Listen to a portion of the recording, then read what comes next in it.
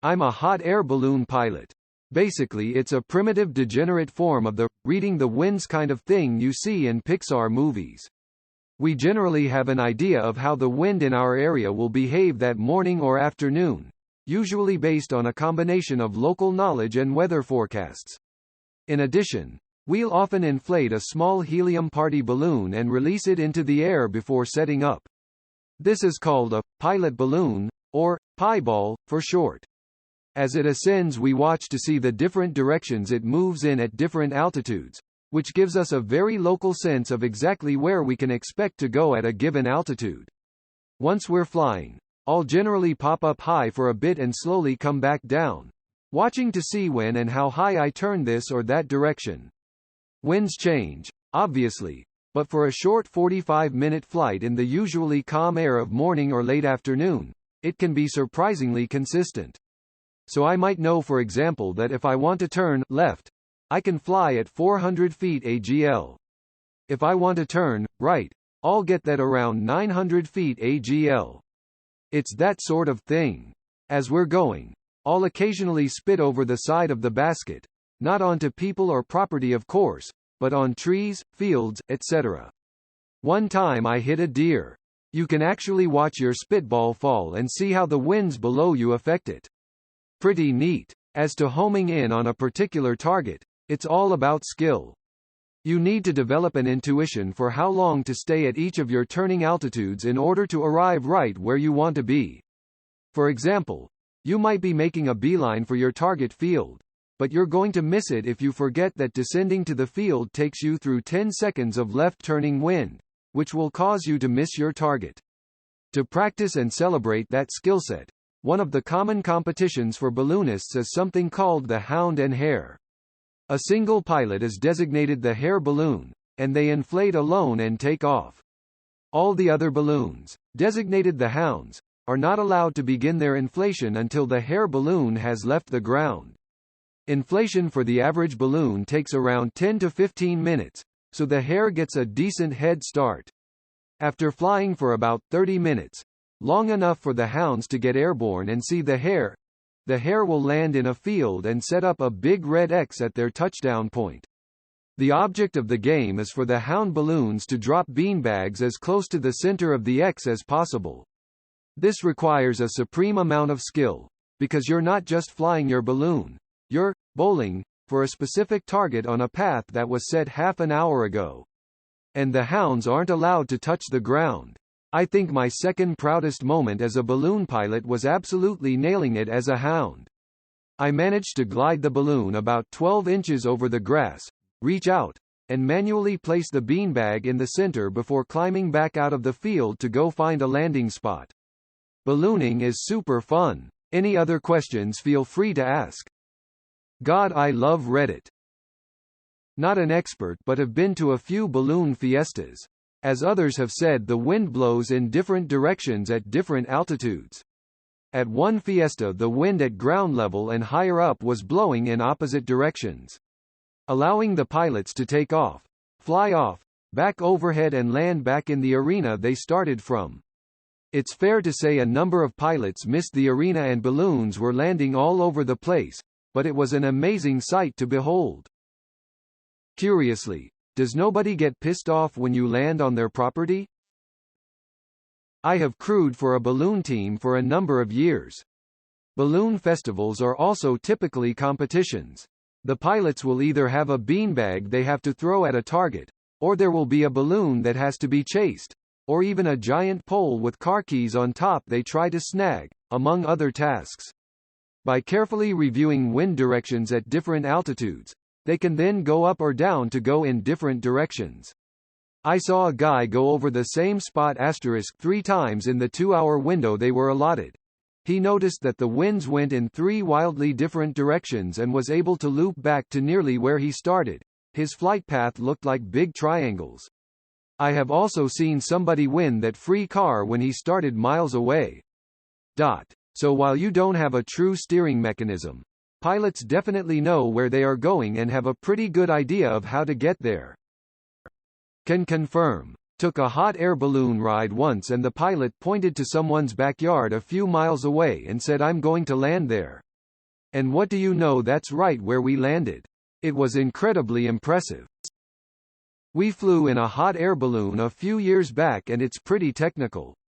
The pilots had iPads that tracked the wind's direction at different altitudes throughout the flight and were in constant communication with the ground crew. They adjusted the altitude to catch the wind going in the direction they want to go.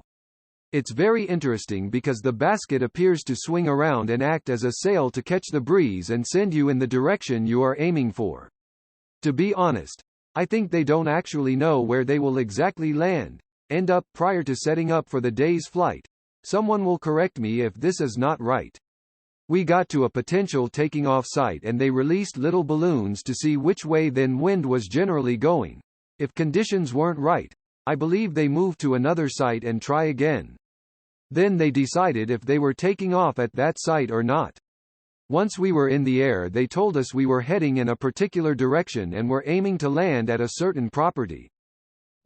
As for getting back, we were followed by a ground crew who picked up the 20-odd passengers on our flight and a trailer that the balloon was loaded onto when we landed. I guess people who fly balloons for fun and don't have passengers must rely on their own ground crew to get back to where they started. It was a great experience, would do it again. 99% spot on. Only thing I'd point out is that the basket isn't what is acting as the sail, the entire envelope is. The smaller balloons, 2 to 6 people, are in the 60k to 100k cubic featuring range, so that envelope is 80-ish feet tall. The larger balloons can hold 20 plus people and are hundreds of thousands of cubic feet. There is also a way to spin the balloon so that the pilot is oriented correctly relative to the wind as it travels. I was in a hot air balloon in Turkey this past fall. It was surprisingly technical. The pilot had complete control over up, down, but also had a bit of side-to-side navigation by changing the shape of the balloon. One small section of the balloon was attached all the way down to the basket and it seemed like he used this to steer somehow. My husband and I are both competitive sailors, so it seemed like a lot of sailing principles. Ultimately we were able to land perfectly on a trailer attached to a truck in the middle of the field and the truck didn't move, so he had far more side-to-side control than I was ever expecting. It was quite impressive. That's called a scoop skirt. Coupled with a vent on the side of the balloon, it really only offers the ability to rotate the envelope. Yeah, in my experience they wait for the right conditions to go in roughly the right direction and have multiple landing spaces in an arc depending where they go. If wind is wrong they cancel. Had 2 trips cancelled myself before going up. Was great experience though. I bought my dad a hot air balloon trip for his birthday and it got cancelled 8 times. Took him 2 years to take that flight. I took a balloon ride in the early 90s as a kid.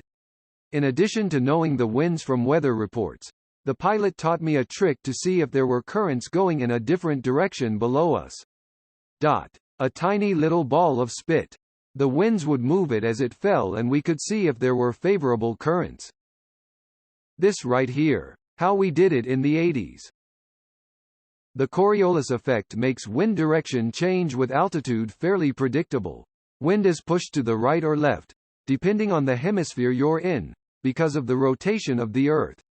When you're at lower altitude, wind flows more slowly due to friction with the surface, and the slower the wind the less the rotation of the Earth curves its path. So you turn by climbing or descending.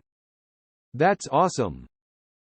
It's why certain places are better for the balloon fiesta, because they have the different direction winds at different altitudes. Other places you are more limited where the wind will take you. This has been pretty comprehensively answered, but I just add that the free game Aurora wager is worth giving a shot if you're interested in hot air balloons, and it demonstrates how they navigate quite well. You are at the mercy of the wind, but the wind often doesn't blow in exactly the same direction higher up as it does close to the ground. So, if the pilot rises or descends, they can steer a bit. Yes, actually, balloons are at the mercy of the wind. On a traditional hot air balloon, if the wind is blowing east by northeast, you're going to go east by northeast. There's no lever, rope, or rudder we can direct that will get you to go against the wind. The only thing a pilot really has direct control over is height off the ground. A sailboat has more control over their heading than a balloon pilot. That being said, depending on the time of day, location and prevailing winds, there are ways to steer a balloon. For example, early in the morning, around sunrise, there tends to be a separation in the winds at different altitudes. At say 300 feet above ground, the wind may be blowing at 115 degrees, as in compass degrees, and at 800 feet it may be closer to 125. Not usually a huge difference, but enough to steer away from undesirable landing zones. This steerage tends to go away as the sun gets higher and the sky and the temperature differences in the atmosphere tend to blend. The winds aloft then mix and become more uniform. We also have complete control over where we take off from. Usually we're taking into consideration the wind, the distance we can travel with the fuel on board, maps of the area, and where we'll be landing when we're picking our takeoff area. We'll look at our maps and the winds aloft and know, well, if I take off here I'll have to land in a swamp. But if I take off from a mile to the north, there are some nice open pastures to land in. There are some places that have interesting geography that creates some interesting wind. Namely, around mountains, you can have areas of what we call box winds.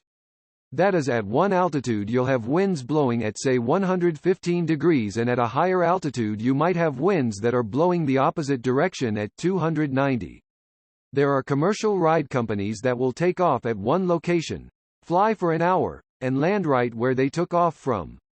These are the exception rather than the rule, though. There's a reason that balloons have what we call *chase *cruise. While a pilot may know the general area we'll land in, we don't generally know the precise field, backyard, location that we'll be landing in, which is why pilots are always in contact with their chase crews. Always in contact now, for sure. Though, we got our very first CB radio 3 years after we started flying. Wind blows in different directions at different heights, apparently. Go up to north, up a little more and it's northeast. Up a little more and it's east. Up a lot and it's southwest. Down a whole lot and it's south. Except with really complicated directions and stuff probably. Pilot's kid here. Grew up around them. Trained for a bit. Y'all. Before technology got to be so good and weather apps and whatnot, the pilots would let a dark-colored balloon up to watch where and how the wind would take it. In a balloon you can control the up and down. Different wind layers blow in different directions. You find one that is going in the direction you need and steer that way. When you see a spot you want to land, you talk to your ground crew for permissions and access to landing spots. Champagne is always available after, because tradition states the very first pilots were from France. They would have bottles of champagne for peasants on the ground, because the peasants would shred the balloon thinking it was a dragon that had captured people. Pieball. Pilot's balloon. Yeah, we still use them where I'm at. Can't beat 'em. Did a skydive out of a hot air balloon once, and we had to crew the chase van after to pick up the balloon. He landed behind a barn and the balloon draped over the barn. It took a good part of the day to clean up. Farmer was not happy lol, but damn, jumping into quiet still air during the sunrise was something else. As I understand it, the wind doesn't flow all in the same direction but has currents and eddies. A strong wind current at one altitude will create a backflow at another. If you know what you're doing, you can apparently pick your height and find an air current that suits your desired direction of travel. IIRC balloons have a windsock they can use to determine if the wind at their altitude will take them where they want to go. There are parts of the world where air currents reliably go in opposite directions depending on your altitude. Albuquerque, New Mexico is one of these places.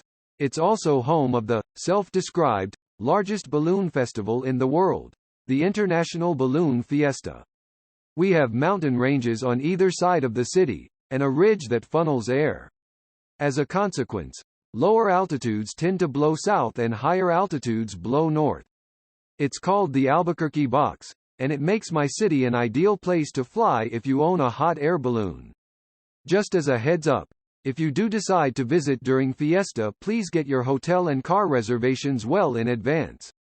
It's a shitting madhouse in October and the price of everything doubles. And it's worth it. Greater than Albuquerque, New Mexico is one of these places. It's also home of the, self-described, largest balloon festival in the world, the International Balloon Fiesta.